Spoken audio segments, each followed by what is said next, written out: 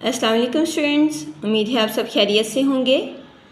آج ہم تدریسی کتاب کے سبق نمبر 6 اشتہارات ضرورت نہیں ہے کہ سبق کا خلاصہ کریں گے۔ خلاصہ کرنے سے پہلے چند اہم نکات میں دہراتی جاؤں۔ خلاصہ ہم پیراگراف کی صورت میں لکھتے ہیں اور خلاصہ لکھتے وقت ہم آسان اور سادہ الفاظ کا استعمال کرتے ہیں۔ خلاصہ کسی بھی سبق کا، عبارت یا تحریر کا 1/3 حصہ لکھتے ہیں۔ اب ہے خلاصہ۔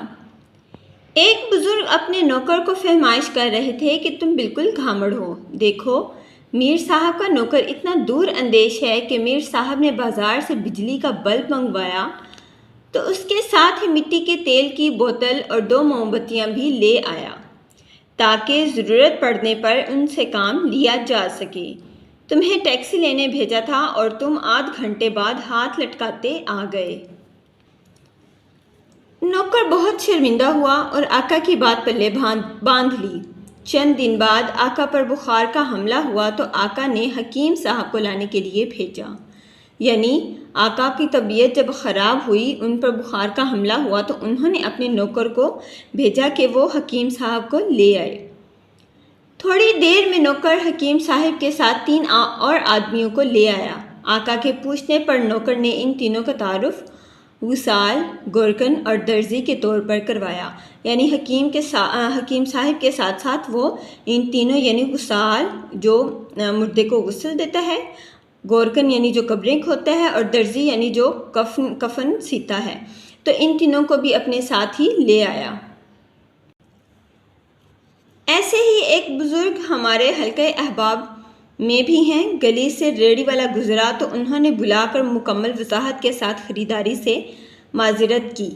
ایسے ہی ایک اور واقعے کے بعد انہی دوست نے واضح کیا کہ یہاں کے لوگ آداب سے واقف نہیں ہیں، یعنی آداب کو نہیں جانتے ہیں۔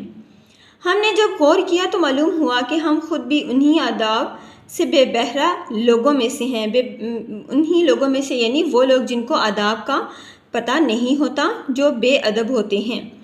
لوگ اخباروں میں طرح طرح کے اشتہارات چھپواتے ہیں تاکہ ہم پڑھ کر ان کی طرف متوجہ ہوں، لیکن ہم انہیں پڑھ کر ایک طرف ڈال دیتے ہیں۔ سمجھ نہیں آتا کہ ان سب ضرورت مندوں سے آدمی کیسے عہدہ برآ ہو۔ بہت سوچنے کے بعد ہماری سمجھ میں آیا کہ وہاں اشتہارات کی صورت برعکس ہونی چاہیے، جیسے کہ کرائے کے لیے خالی نہیں ہے۔ اطلاع عام ہے کہ راکی محمد دین ولد فتح دین کریانہ مرچنٹ یہ اطلاع دینا ضروری سمجھتا ہے کہ اس نے اپنے بیٹے کو عاق نہیں کیا۔ اس کے علاوہ ضرورت نہیں ہے۔ عدم رشتہ ضرورت یعنی کہ رشتے کی ضرورت نہیں ہے، اور کالجوں کے لیے داخلے جاری نہ رکھیے وغیرہ جیسے اشتہارات شائع ہونے چاہیے۔ جی اسٹوڈنٹس، یہ تھا ہمارا آج کا کام۔ آپ نے اس کا مطالعہ کرنا ہے، اس کو یاد کرنا ہے اور اپنی کاپیز میں لکھنا ہے۔